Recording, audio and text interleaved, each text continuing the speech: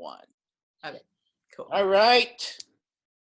I feel good today. I just woke up, still drinking coffee. Welcome to my podcast.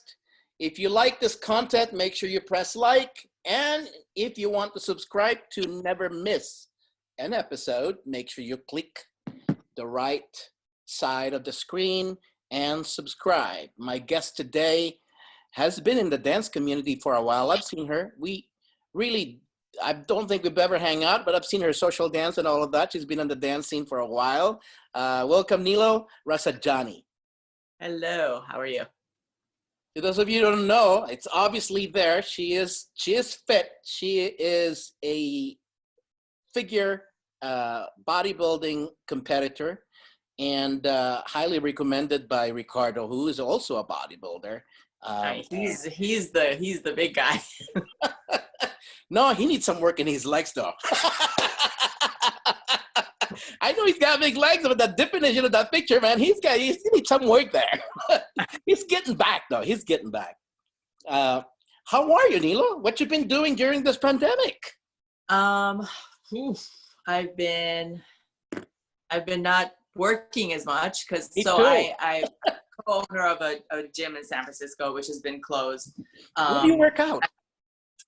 So I go to the studio because we're not training anyone at the studio. Yeah. We do have a chiropractor who still practices there. So I try to avoid, the times that he's got patients coming in and out. Yeah. I go to the studio. I've actually been doing a lot. I mean, I can't say all of this muscle work has been done outside because that would be lying. I go places to lift weights. I go here and there. I know things are closed. You guys are still in phase 1, therefore the gyms are closed, right? Oh yeah. Gyms are closed everywhere. Gyms are closed not here in Reno. Not here in Reno. Yeah. Right. In Nevada is different. But yeah. Even San Mateo, the 24-hour fitness was open up until just this last weekend, and they're closed now too. So, but before the pandemic, where did you work out? So I worked out at my own studio. So I own a little. So you have your thing, yeah? Okay. Yeah. So, on Union Street in San Francisco, it's great. I would work out. That's a great location. Yeah. I would work out at 24-hour fitness. I would work out at other training gyms with my own trainer. So yeah, that's generally. So my question is, what made you decide to compete? I mean, going back. Okay.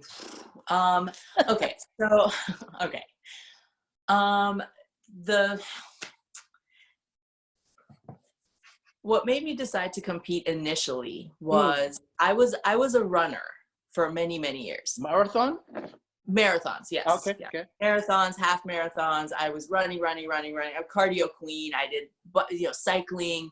I did all this stuff, right? And then I thought I was really fit, right? If you run 26 miles without any issues in 4 hours, you're pretty fit. Oh, yeah. But here's the thing that I didn't have. I didn't look the way I wanted to look. In my head, I wanted to look the way I look now. Right. Muscular, defined, strong. But in reality, I could run 1,000,000 miles, but I was always a little bit chubby. Just even when I was small and I've always worn the same size. It's not How tall are you? 5'3". Okay, yeah. And I fluctuate at my heaviest when I really got into powerlifting. I was really trying to build my numbers up. I was like 145 or 46 or whatever. And then at my skinniest, when I was doing marathon running, I was 125. But right now I'm really happy with just being a muscular kind of. No, you look good right now. I mean, I'd say you're probably about 17%. Probably around. Yeah. So, but so what made me get into competing was I had this idea that I had this desire to be strong and muscular, but I was doing the wrong thing to get there. So I was, running is the exact opposite of what you need to keep muscle. So that's where I started dabbling into strength training because it just felt so good, It just feels so good. And that's the thing, like people just don't realize how good it feels just to like push and pull actual weight. And it's great. And then you have your own PR, and if you break that, it's also good, you know? Oh, dude. I remember the day I set this goal 5 years ago that I wanted to bench press 135, squat 315, and dead weight and deadlift 315. Right. And I got them all. Now I'm not there anymore because you can't keep that for too long unless you go up, you know. Yeah. You sort of can't be very lean. I mean, I guess you could, but it's really hard to like get lean and keep those high numbers up. If you look at a lot of power lifters, they're not very lean because you got to eat in order to have that strength. And so bodybuilding and powerlifting are so opposite from each other, but I like to kind of skate both of them, you know? Yeah. I mean, as far as, for me, my impression of you and looking at your body, you got good upper body, by the way. You got good mass there, okay? I think you got that from powerlifting. Yeah, totally. I would never discount, like, just being able to hold on to a few 100 pounds, just holding on to it in a deadlift, even if you don't do much with it except for lift it up once, you sort of have to. Okay, so let's go back one second. So I have this theory about fitness where I think a lot of people are missing the basic foundation of how to actually get to their goals. Right. A lot of people skip over the bodybuilding phase. That's the thing. That's the thing. Okay, so first you need to start with general fitness, right? Just walking and being able to, you know, run a mile or two, like just being generally fit, you know, basically mobile to, you know, be able to like stretch the way you want, move the way you want. Then you have to spend kind of a long time building symmetry in your body, which I think why I'm not injured after all my powerlifting, after all my running, is because I always kept a certain level of like bodybuilding exercise up. So like if you build your chest, you also have to build your back, and you also have to build your traps and your, you know what I mean? So like you sort of have to think about your body as like a puzzle, and each part of the puzzle has to be almost equally as strong, right? A lot of people skip that step and they go right into CrossFit, and then they wonder why they pull their shoulder out. I'm like, well, it's because your alignment is off because of the imbalance of strength. Not to mention their technique is really poor. It's not good, you know? Right, but that's the thing. You almost can't even have good technique if you have imbalance already built into your body. So like, it's hard for me to teach someone good technique if they don't have like a baseline of symmetry. Yeah. So I spend a lot of time with my clients working on just getting them even strength wise, right? Yeah. So like upper, lower, middle, core, limbs, you know, everything kind of. So then that's what bodybuilding gives people. It gives you basic evenness in how you are. Does that make sense? I think it makes sense. I think that when it comes to overall fitness, when it comes to overall muscle building, whether you're going to be competing in bikini, figure, physique, classic, whatever, I think that you should get into bodybuilding or even powerlifting. I think because the easiest thing is to be able to lose weight or reduce some muscles. That's the easiest thing, you know, instead of the other way around when you're trying to compete. No, just get into this base. Right. And then whatever you do from there, it's a good start, you know, just like, just like in dancing, you know, you get a certain base, whether it's ballet or jazz. Now you can learn anything, whether it's salsa, bachata, whatnot, you know? Yes. No, 100%. So I always advise even people who want to get stronger or to whatever, like you have to sort of spend some time building muscle, then you can build strength, right? So it's like, it's got to be bodybuilding, powerlifting, then Olympic lifting, CrossFit, whatever else you want to do. So you got to have that base of like training to gain instead of training to lose. Yeah, because for example, a friend of mine on Facebook, I think his name is Michael, he's Filipino. Mm-hmm. I want to build some muscle. I want to build this thing, I really want to get a little bigger. But Mm-hmm. he does obstacles. He does MMA. He does like 5 things at the same. Dude, you're in a catabolic mode right now. There's no way you're going to be able to build muscles, Exactly. No, so here's the thing. Everyone does basic math, right? But even like the most intelligent people, and even for me, it took me years to finally wrap my head around the fact that you cannot build muscle and lose fat at the same time. No. You can't. Like the reason why bodybuilders look the way we do is because we spend a long time bulking up. Yes. Most women especially don't ever want to spend the time to actually bulk up. You say the B word to them and it's a 4-letter word. Yeah. It's like, and dude, it's like, okay, now that just means you have to not keep chasing the calories. People want to eat whatever the hell they want to eat, and they want to look good. You can't do that. You have to spend a while like being very disciplined in your food, taking just enough calorie surplus to not make you fat, but to help you build muscle. Then once you've already built the muscle, then you diet down to lose that layer of fat. And that's when you look lean and strong and like the image people have in their heads of their ideal body after training. But all they need to do is that if you guys look at Google, name is Corey Everson, Rachel McLeish, Gladys Portuguese, those bodybuilders in the 70s or early 80s, they weren't that big, but they were muscular, but they were sexy as hell. They weren't that big, but what did they do? Powerlifting and bodybuilding.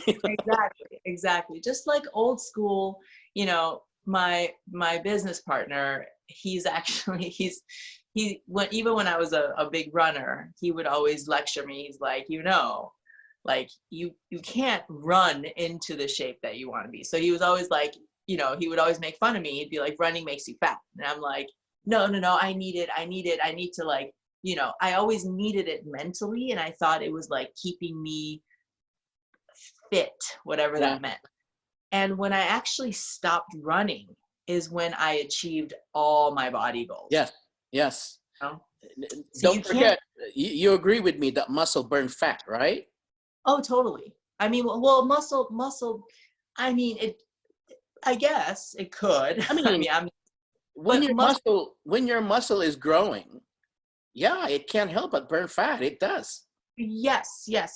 So, but like with the more muscle you have, the higher your metabolism is. So that's Correct. really what I'm talking about. Correct. Yeah. So that's the thing. So technically you could say muscle burns fat, but muscle just raises up your metabolism so that you don't accumulate as much fat as quickly when you hold a lot of muscle, right? So like it's almost like your threshold for the yo-yo goes way down, right? So you don't yo-yo as much. Yeah. So but don't you think that's a secret, that if you train your metabolism fast, even when you're sleeping, you're burning fat?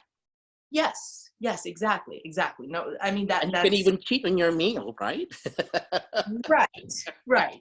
Within limits. I mean, and that's the hardest part for people. That's the hardest part for this sport. The doing of the actual lifting. I mean, I'll work out till I'm dead. But like, if you ask me to give up, I don't know, grapes for 3 months, I'm like, oh no. So for me, like fruit is like, I'm like a total fruit bat. Like I don't care about chocolate or cakes or pizza, all that crap. But fruit, like just like a watermelon is like my kryptonite. So when I'm dieting, giving up the sugars and fruit is really hard for me. Yeah, I had watermelon last night. That's all I ate. Oh, so good. And I was kind of feeling bad because there was no protein. I was like, I'll do that next time. So a client comes to you, a person who's not a client yet, wants to be trained by you, and say she wants to lose fat. And the way you're looking at her, you look at her picture, could be online, right? She is indeed overweight. What do you advise her? What are the process? How do you do it? So this is Thank you for asking this question, because I've been dealing with this recently, because I've had, I've actually had in the last couple weeks, like 3 or 4 women who have contacted me for training. Good. And in each case, I think my answer to them turned them off, because I'm very honest. Like, I'm very honest with people. That's what trainers are for. There are some trainers. Yeah, I know. Okay. Here's the thing. I could take your money and tell you what you wanted to hear and never get results, and I would get zero satisfaction out of my job. So instead, I'm very honest with people. So let's say it's a female. Usually, like, most of my female clients are between 30 and 60-ish, right? Generally around my own age. Yeah. People who have like exposable, income to to use for training. So in all 4 of these cases, these women, what they need is more muscle. What they're doing is a fair amount of cardio, right? They're chasing the calories. They're in close to middle age, and they just don't have the muscle that is needed to get them to where they want to go. There is no way I can help you chase your calories to burn the fat when you haven't spent the time building muscle. And Correct. What we're talking about with the bulking phase, none of them wants to go through that. They have this idea that if I just eat less and run off more, or if you just, kick my ass and you make me work out really hard for 1 or 2 hours a week, that is going to lead to the results that I want. No, I hate to tell you, it's not gonna. The problem with that, what you're saying, and that not too many people know, is that your body adapt to certain stress. When it's adapt, that's it. You plateau. Right. Exactly. And so what a lot of women don't want to hear is, yes, you actually have to be much, much, much more disciplined in what you're taking in, and you have to spend at least a year, like, working your ass off to actually build muscle fibers. And it's hard to build muscle, especially as women. People think that just by lifting a 5-10 pound weight, you're going to get muscles. No, you're going to need actual weight. Like, it's actually easier. It's actually easier to lose weight than gain muscle. Oh, 100%. Yeah. And there a lot of people are now on Instagram, and we have the comparatitis or whatever. And, we see these Instagram fitness models and these trainers, with their online programs, right? And in reality, I'm like, girl, you're doing tons of steroids, and, and this is like a photo shoot picture you're using. You know what I mean? Like, give me a break.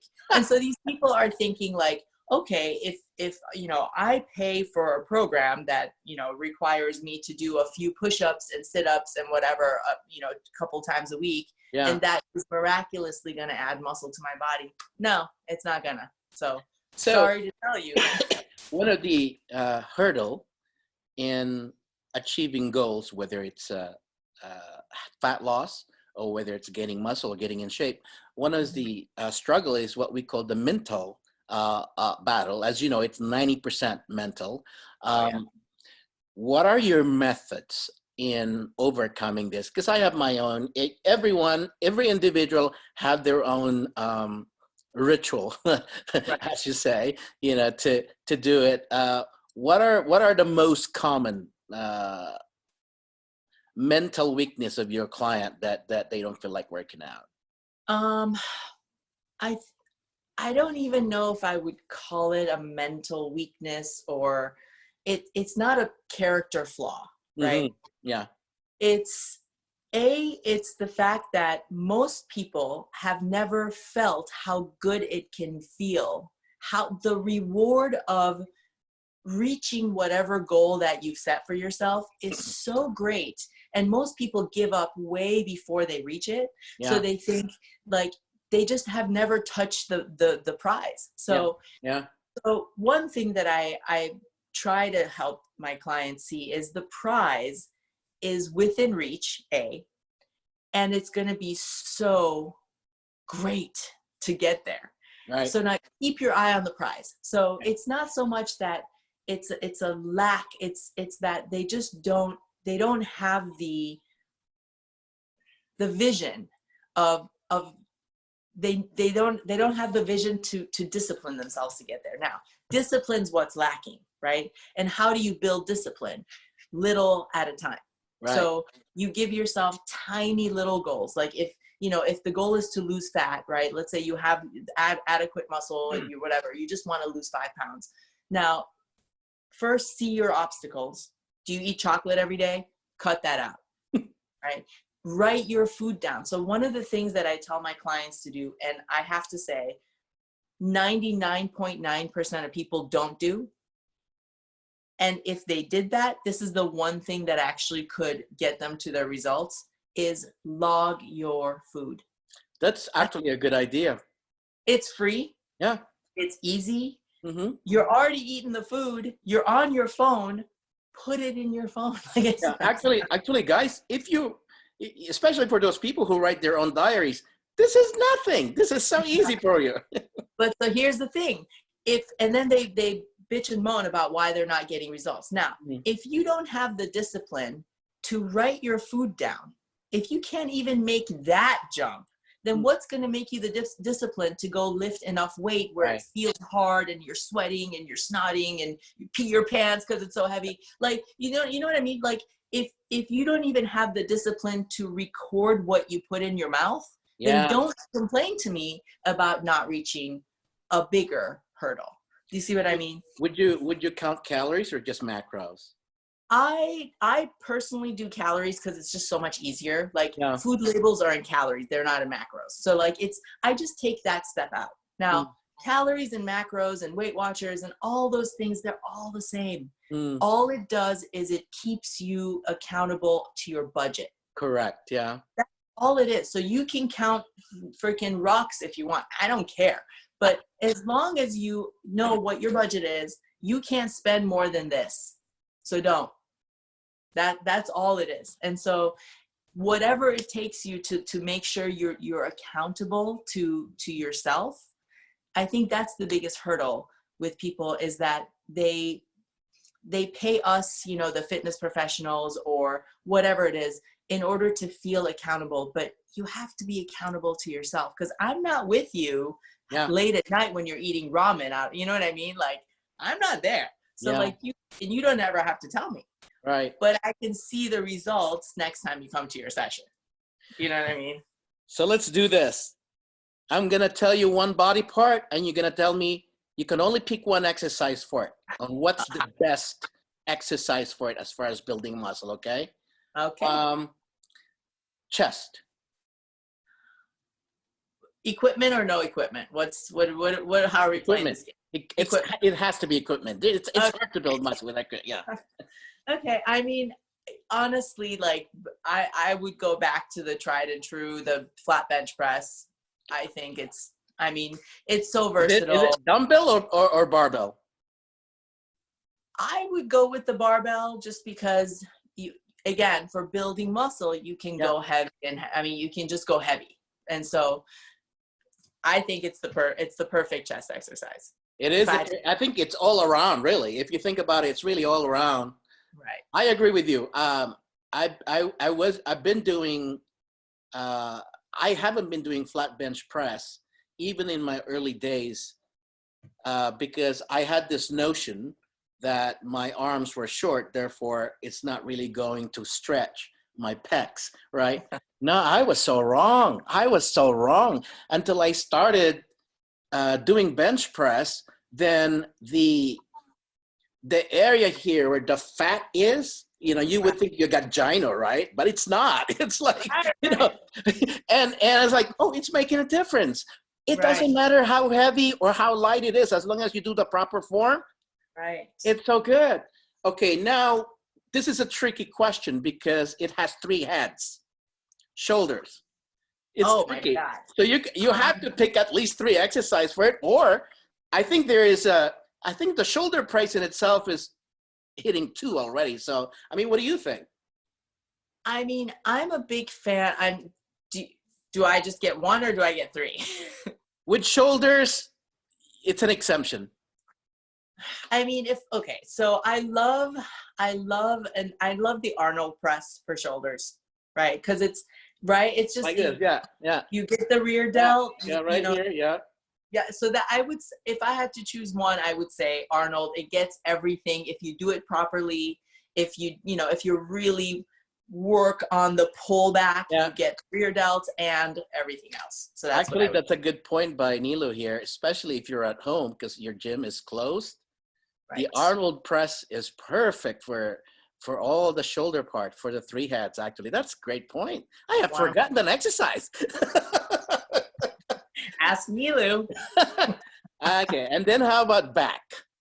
Oh my God, the pull-up. Pull-up is the number one, isn't it? Behind the head or in front? In front.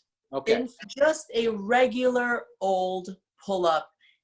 Every human being should be able to do pull-ups. I agree. Even one, a correct pull-up. Every human being. The pull-up is what makes your squat better. The pull-up is what makes your bench press better. I mean, do you ever think about how much of back extension you need when you do a correct bench press? That's exactly how you're pulling yourself up, you know? And I also noticed that it creates more definition in your back when you do it.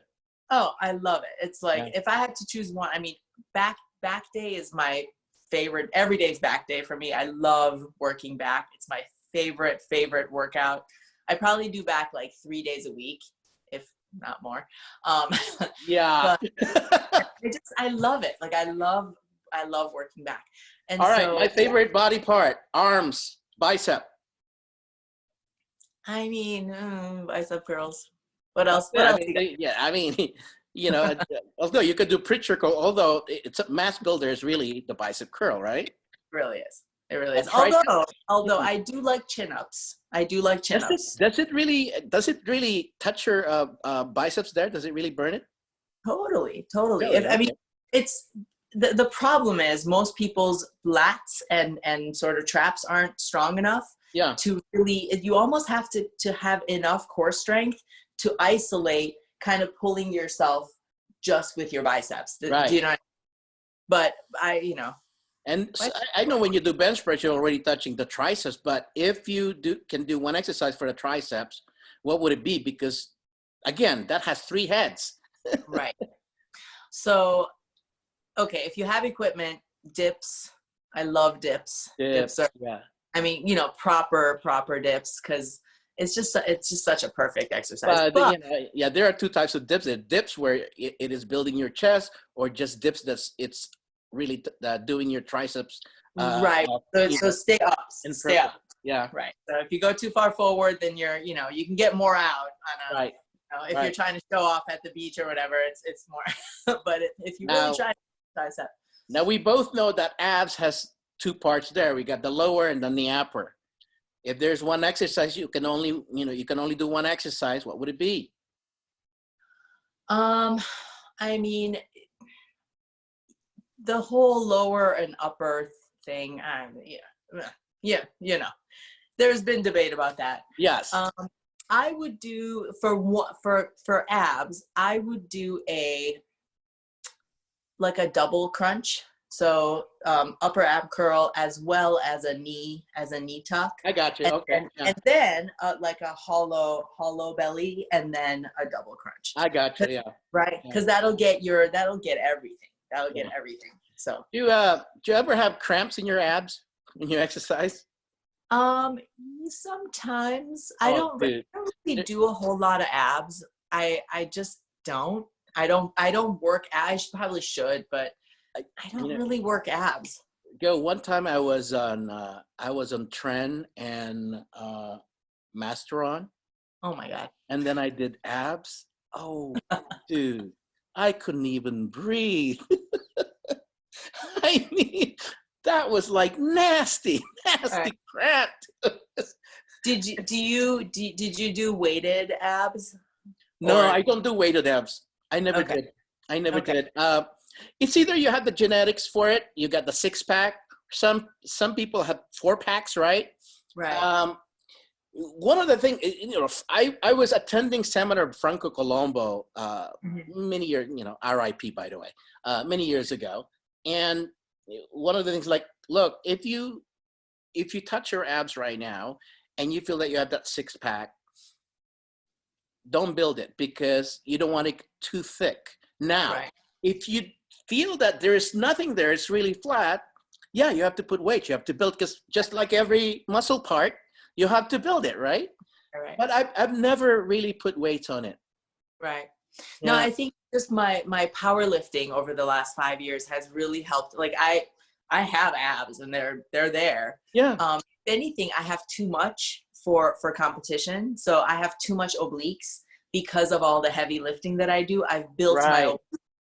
So now, like, my waist is a little thicker than the bodybuilding, standards. But what are you gonna do?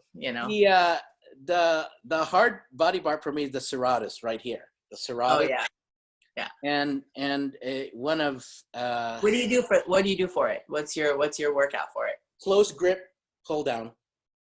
Okay. Yeah. I could do this. I could do the dumbbell pull down where you lie on the bench and whatnot, but I got a rotator cuff problem, and so I just do this instead.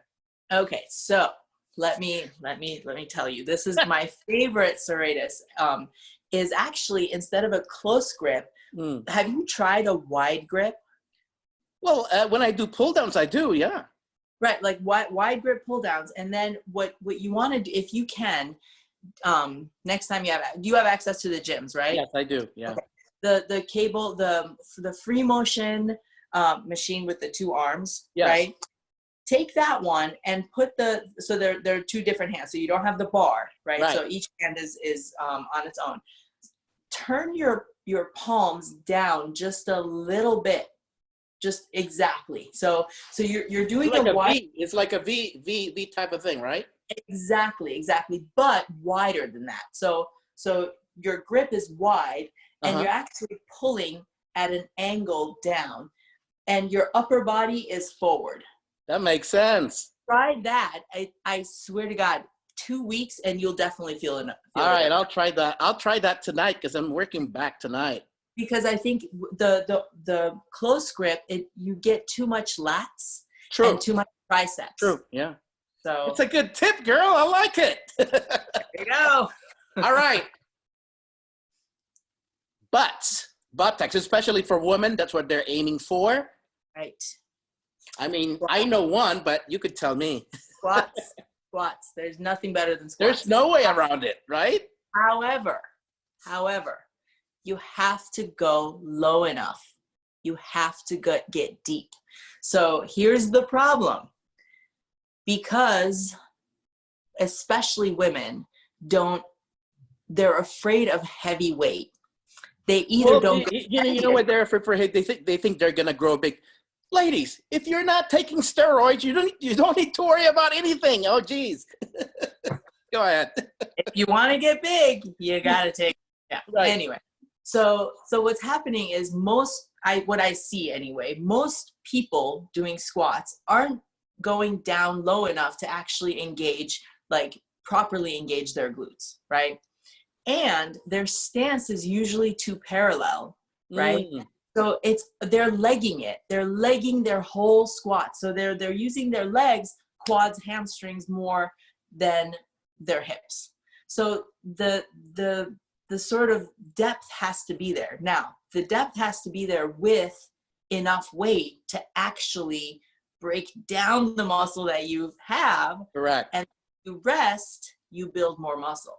So these I think that if you go really deep, I think that you even build your hamstring and your quads, right? Oh, totally. So it's just better you have to get properly deep enough.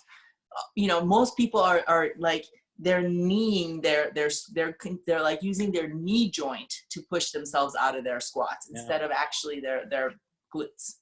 So the thing about, when I look at the 80s and the 70s bodybuilders, the female, they did so many squats that it's so obvious to look at their glutes. Yeah. It's like so round, right?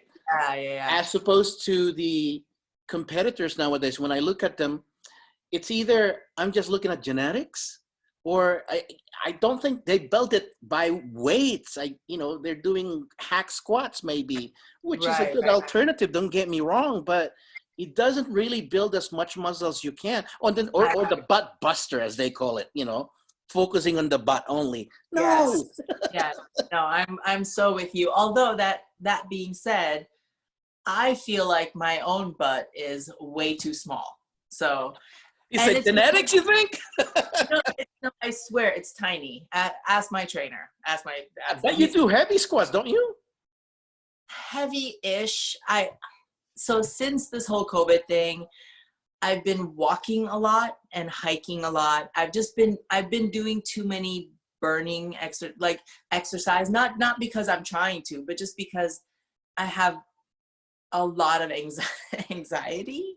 And so sitting at home really depresses me. You can't stay still, huh? I can't. And especially, like, God forbid, I don't even believe in God, but that someone tells me don't do something. Now, of course I have to go outside. Like literally day one, like hour one of the lockdown, I've been outside all day. Because if you tell me to do something, I'm going to have to rebel. Right.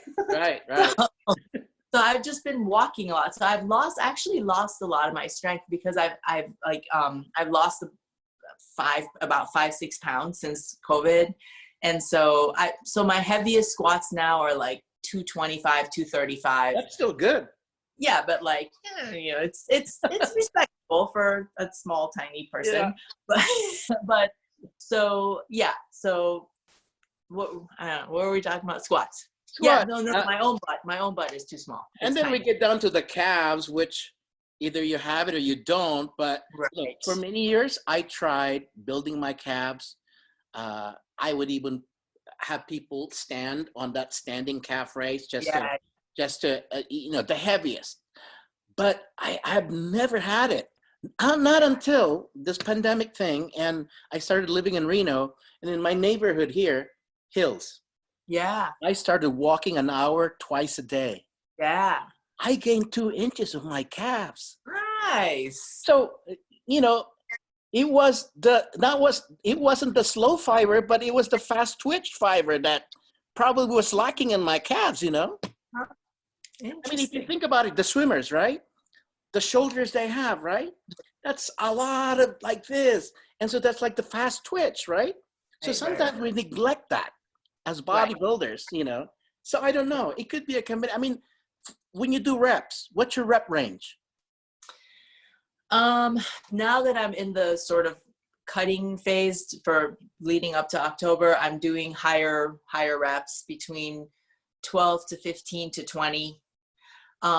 My preferred, my maintenance workouts where I'm kind of trying to keep the muscle I have, maybe build a little bit more. Yeah. I'm not really too worried about cutting.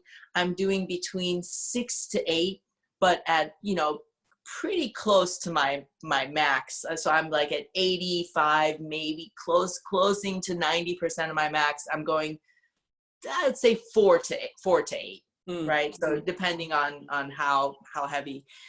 That's like my jams. That's what I love. That's the kind of workouts I love. Like the slightly like 6 to 8 rep at like a pretty, high to moderate to high weight. That's my favorite. You do protein shakes, or you just do solid food? I do food. Yeah, I do. I just do food. I don't believe in drinking my calories. Right. Most people do, unless they're for convenience sakes, they don't have time, then they do the shake at least, Yeah, but I honestly, in 99% of the times I see, that's a bullshit excuse. You have time. You have the time. What you lack is the discipline to plan your meals. Yeah. Now that's when people fall back on protein shakes and whatever else. Now it's everyone has time to pack 3 hard-boiled eggs, right? Would you rather have hard-boiled eggs or some chemical that's been sitting on a shelf in a bucket for 2 years? I would pack my food with rice and eggs or rice and chicken, really. Right. Just Yeah, although I'm allergic to rice, but I'm Filipino. There's no way I'm gonna come on, man. You know, there's no way. Right. Are you big on supplements? Nope. I Not mean, at all, huh? no. No omega-3 or whatever and all of that stuff? I eat fish. I eat salmon. I eat eggs. I eat flax seeds daily. Those are the things that I eat daily. I eat a lot of sardines. I eat a lot, like asparagus and vegetables and what else? A lot of eggs, chicken, sweet potato. But those are the things I like to eat anyway. I mean, I'll eat tacos like nobody's business, but like, no, I mean, I feel like if you put a little bit of thought into your diet, right, you don't need to take all this extra shit. They're selling you, it's a scam. It's a scam. The whole thing's a scam. Just like eat like an animal, like move like an animal, eat like an animal. Now, do animals sit on the leg press machine and leg press? No, but I mean, in general, I prefer people to just think of their body as like an animal. Like, you don't need all this extra, these gimmicks, just pay a little attention to your body, eat a healthy, balanced diet. You don't need some. I do take collagen though. So collagen powder. Why do you take collagen? I noticed that my wife takes that too. I don't know why though. Yeah. So I'm 45 and supposedly especially as women age, we tend to lose collagen under our skin. And so like the whole cellulite thing starts to happen. Our skin gets a little crepey. Hair and nails kind of start to go a little weaker. I've been taking this collagen powder for like almost 2 years. Does that work? Does it really work? Totally. Like, I have to say, it's probably one of the only supplements I've ever really taken religiously that I can say, this actually works. That other than obviously the PEDs, but I also heard that it works for joints. Like it does, doesn't it? Yeah, I have had just in the anecdotal evidence, like that's all. Of course, right? I mean that's what supplement is. Exactly. Yeah. So in the last couple years, I've had very, very, very low injury, hardly any aches and pains. I recover like that from my workouts. I go heavy and hard almost every workout. I'm constantly moving. My nails never break ever. Yeah. Like I can open up cans with my nails. Like I don't know. It's been working for me. So. Now, in the arena of professional competition like you do, especially for female, you guys, most of this top 3, top 4, I've heard some rumors that they even take tren. That's not a good thing for women. I mean, people take a lot of stuff. That's a heavy androgen, girl. I mean, that's like, I can understand, look, girl, I can understand Anavar. I can understand Clen. I can probably be just a little bit of Primobolan. I can understand it. But when you go to heavy androgens, like even testosterone for that matter, I was like, people are probably, like, I have friends like IFBB Pro, actually, Carlos Pinto, I'm going to interview him in the next few weeks. He works out at my gym. He became an IFBB Pro, I think 2 years ago, which is really cool. Yeah, but he was telling me all this, like, are you serious? It's rampant. I mean, it's rampant because the standards are shifting. Every time it really is, right? Everyone's getting bigger, so now they're like the bigger people win. So the bigger you are, it doesn't even matter. Like if you're bigger and if you're just more muscular and more striated, and you win. And so, I mean, I personally don't do these competitions I'm never going to be pro. I don't even do it to win. It's just your personal goal, isn't it? I love how it keeps me kind of consistently working towards being lean, because to me, yes, performance is important to me. Like the health is important to me, but like, I just feel really good when I'm at a certain level of lean. Yeah. Yeah. And if I don't have a competition sort of looming in the near future, then I don't keep myself as lean. I instead of going out for tacos once a week, I'll go out for tacos 3 times a week. And, I think that's one of the best things for you guys. I'm from the old school where I have off season and I have contest season. When you bulk up, if Lee Priest, right? Lee Priest was big on Kentucky Fried Chicken in off season. And he blows up you will never recognize the guy. And then when you look at his competition pictures, literally the guy is like, yeah, 4%, I know a couple of girls that do that. That just takes it's brutal. It's brutal. I don't know how people do it. I used to do that. That's why when Ricardo tell me, are you going to compete again? Dude, I don't ever want to go through that again. It's brutal on my body. Right. But then with you guys, you maintain certain body fat percentage to a point that it only takes you 3 months to prepare. Right.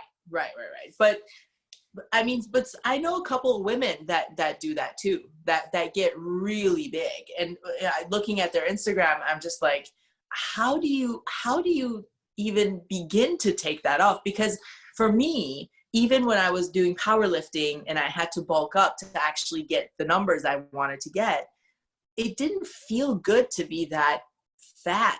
Like I'm not fat shaming. I just didn't feel good to carry around that much layer on top of the muscle, because you have to kind of get fat if you want to build muscle. You have to. There is no way. There's no way. The fat protects your joints on heavy weights. Exactly. Yeah. So. Okay, so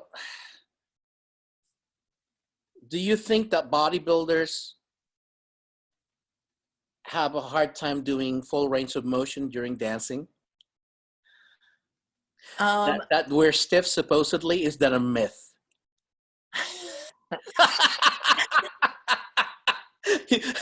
I just thought of that question. I thought I'd ask you. You're terrible. Okay, I feel attacked. Okay, I would like to say no, right? Yeah. Because ideally, I'm a pretty mobile person. I have a lot of mobility. Right. However, I also have stuff, right? So this thing where the hand goes behind and it's a double lock thing. I hate that. Any guy who does that in dancing, I'm like, oh, yeah. Fuck it. I ask them not to do it because first of all, it's not that my shoulders are tight. It's that chest is muscular. Yeah, so you build some muscles there. Yeah, exactly. So there is a reason why I can't scratch my back. Exactly. There's a reason why bodybuilders walk around kind of like this is because there's stuff in your way, right? In yoga, I can't cross my leg over like these skinny little girls do because I got big thighs, right? Yeah. So it's not so much that we're stiff. It's just that there's more of us than there would be 100-pound little skinny girl. Do you know what I mean? It's just hard for me to stretch out my chest, my pecs, right? So my joints may not be that stiff, but my muscles are dense. Yeah, because of the dense. It's not because we're stiff. It's just the dense of the muscle. Yeah. Density. Yeah. So that's my euphemistic word. Did you get into bodybuilding first or dancing first? How did you get into dancing anyway? So I was a gymnast when I was really little. Oh, okay, that explains that. So when I remember I was 7, maybe 8 years old, and I was watching Russian TV in Iran, and there was an old bodybuilding competition on, and I remember being transfixed by it, mesmerized by it. I loved the poses, and for years I wanted to be a boxer because I just loved the I've always been obsessed, secretly obsessed with muscle. Yeah. And then I got into fitness and running and became a trainer and sort of slowly got into bodybuilding and strength training. So I've definitely been doing fitness way longer than dance. Dance happened about 10 years ago. and it's because the music. I love the music. So it wasn't the movement that brought me into dance. I followed my love of salsa music, like old school. Were you like, already dancing when we had that venue at Pier 39 or somewhere in Fisherman's Wharf? What do you call that? It's always every Sunday afternoon. Oh, Jellies. Yeah. Were you around that time already? That was right. That ended right before I got into dancing. Oh, you missed it. That was a good venue. Yeah. Right. Those were like the old school. So I came in when Kokomo's was like at its height. Right. So I was through the whole Kokomo stuff, and then when Kokomo's closed down, yeah. So like I started about almost 10 years ago. Yeah, yeah. So I think you grew up in Iran. When did you come to the United States? So I was born in Tehran. We immigrated to the United States in '86 when I was like 10 and a half. Oh, okay. Yeah. Yeah. Did you ever go back? No. I mean, besides all of the media hype and all of that stuff, if a tourist visit Iran, like let's say Tehran, what's a good thing to do there? Besides, I know food is good. I know food is good, but then you got some good architecture there. Yeah, I mean, I'm actually the first person to ask because I haven't been back for 35 years. Oh, okay. And I don't plan on ever going back. Okay. I don't. It's because I refuse to cover my head for any reason. I made ask myself that if I ever get out of this country, I will never put that shit on my head again, and I never will. So whether it's my own home country or anywhere else. Yeah. But I think that like tourism's huge, like actually pretty good in Iran. I think the people are super hospitable, and there's a ton of ancient architecture and like historic sites. Here's the thing about Muslim countries, okay? The Middle East countries, whether it's Egypt, Iran, Iraq, Jordan, and all of that stuff. I've been all over the world teaching bachata. And one of the things that I will never forget, probably the best rewarding experience I've had, is when I went to Cairo and teach. I taught at Cairo. You wake up in the morning and then you see people worshiping on the street. I'm not a Muslim, but for me, that's very admirable. It's like the devout people doing that. But what I was most impressed at is how hospitable and nice people were. They treated me like friends. They would take me to the market. We would get Turkish coffee, which I miss. That's probably 10 times better than Pete's coffee. Turkish coffee, man. And then, it was just the culture and how nice people were that I had some type of preconceived notion about the Middle East because of what I see on TV. The people are definitely warm, and that's one of the things that I love about the salsa community. For Latinos and Asians, especially in our area, the salsa communities, wherever you are, wherever country, it's like a family when you visit there. Yeah, but I think it's because it's again, I don't mean to generalize, but these cultures are a little bit warmer than our Western overarching culture, right? Yeah. I lived in Minnesota for 13 years of my life, Minneapolis, Minnesota. And I can honestly say, other than a few high school friends, I didn't really make actual friends there just because people are very insular. It's like if you didn't grow up with them, you don't go to their church, you don't look like them, they're sort of a little bit, the Puritan culture is a little standoffish, whereas what's the difference between Minnesota and California? Oh my God. Tell me about it, please. Okay, so if California is here, Minnesota's in the basement. People love it. It's just like anywhere else. It honestly, home is where the heart is, right? But the weather, just come on. Yeah. You're telling me you have 6 months of winter. Yeah. And I had a good childhood in Minnesota. Do you ski? No, hell no. I hate this. I need You like have 6 months of winter. Yeah, it's not like Tahoe cold. It's like Okay. 40 below cold. Really? It's flat. It's mostly flat. It's like, you know. Anyway, no, I'm not a cold weather person. I don't even go to Tahoe. I only go in the summertime. Oh, it's beautiful here, even in summertime. Really beautiful. Yeah, I don't like the snow. I can't. I can't. So, where can your future clients find you? So, I mean, honestly, right now, the best way to find me is on Facebook.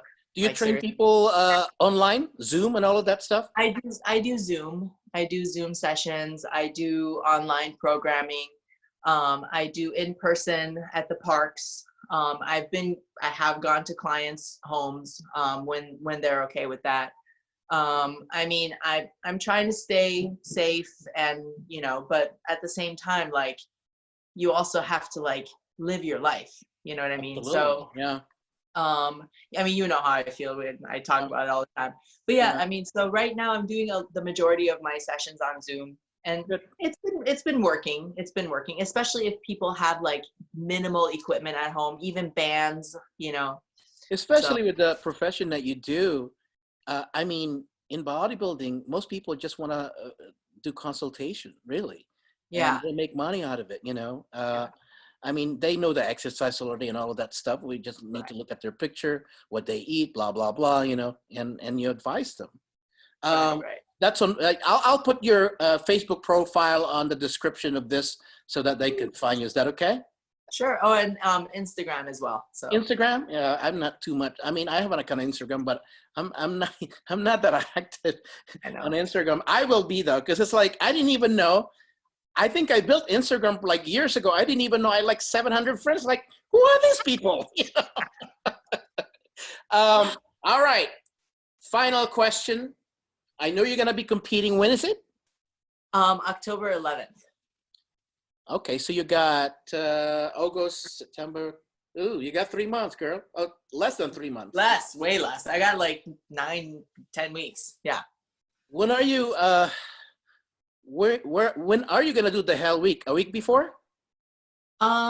So again, like I think I told you, I've been having a hard time dialing my diet in. Yeah. Like daily, I've set myself a budget, and daily I go over it. Yes, You know? it's a tricky thing because that peak moment, either you miss it or you know. Exactly. You can't go too fast. Like Yeah. you can't diet down too fast. You can't go too slow because you have And to. here's the most frustrating thing. Here's the most frustrating thing. You look bad last night. The next day you look so great. Exactly. You Or hate vice it. versa. Or the other way, right? Yeah. So I'll probably go through. So I'm through August. Let's say you're a week before. What are you gonna do?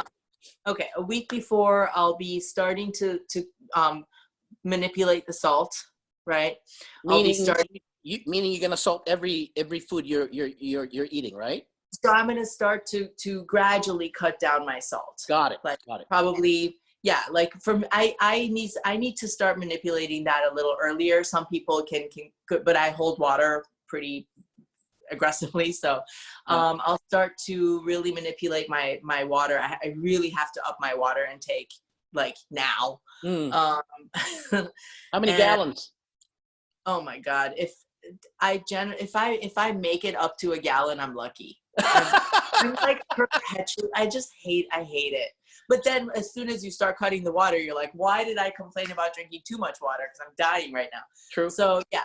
So about 3 days. So that last week is, so about 3-4 days is when the protein will go down and the carbs will start to reappear, right? Right. And then the salt will go down and the water will start to go up. And then like 2 days out, I'll start cutting the water gradually. And then, yeah, the last couple of days will just be like, you know, trying to dehydrate and getting the last bit of cardio. Would you put diuretics a night before or 2 days before? I usually start about a day before. Okay. That's about right. Yeah.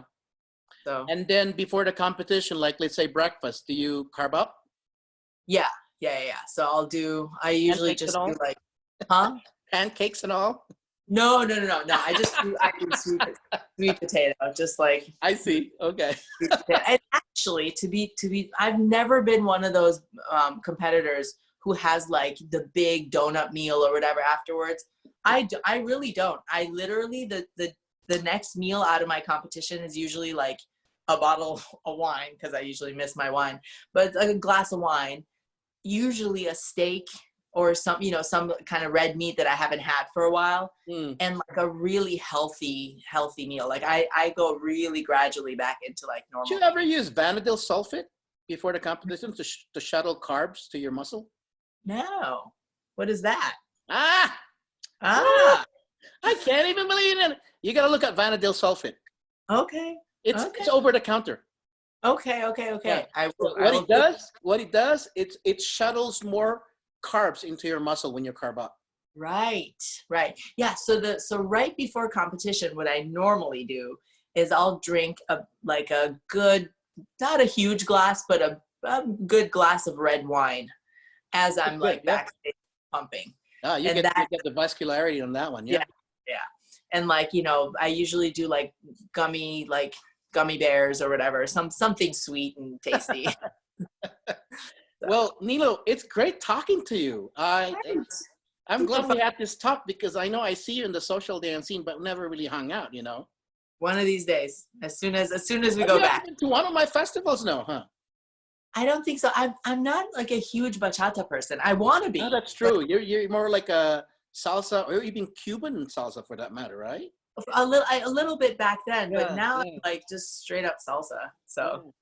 All right. But I'm always open to dancing more bachata. Well, the bachata festival is not just bachata. You got salsa room there and all of that stuff, and salsa work. Can't wait till it comes back. It's probably going to be 2 years from now. We never know. Right. It's not things. So, but anyway, it's a great day. I know I'll bring you back when I'll have the panel again. I'll bring you back, and it's exciting time. At least we're trying to be creative here, because we're not doing anything. Thank you so much for this. This is I meant to tell you, like, this is it may just be like a fun little thing, but it's actually really important and inspiring, because I've been feeling really down this week, and the fact that this was on my schedule, and I didn't know how fun it was going to be, because I didn't really know you. It's like hanging out. It's super fun. Like, it literally has lifted my mood more than I can tell you. So good. I'm glad you appreciate it. But I'll see you soon. This will be posted in the weekend. Okay, I'll tag you. Don't worry. All right. Thank you, girl. Thank you.